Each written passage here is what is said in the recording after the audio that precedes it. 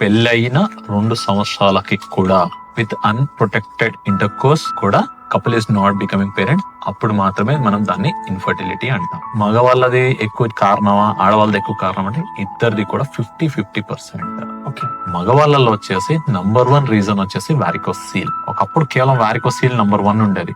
రాను life style, ముఖ్యంగా ఈ కూల్ డ్రింక్స్ గానీ, కార్బోనేటెడ్ డ్రింక్స్ గానీ, ఎక్సర్సైజ్ లేకపోవడం, smoking, irregular sleep habits and jeans ఎక్కువ వేసుకోవడం. సగం మంది హైదరాబాద్ లో రాత్రులు పనిచేస్తున్న వాళ్ళే ఉన్నారు. వీళ్ళందరూ కూడా స్లీప్ అన్నది డిస్టర్బ్ అయిపోతుంది. అందరు కూడా ఓవర్ వెయిట్ అన్నారు. ఫిజికల్ యాక్టివిటీ అన్నదే లేదు. నెక్స్ట్ వచ్చేసి డైట్. ఒకప్పుడు వీలైనంత వరకు మనం ఇంట్లోనే తినేవాళ్ళం, కానీ ఇప్పుడు వీలైనంత వరకు స్విగ్గీలోనో జొమాటోలోనో బయటనే తెప్పించు.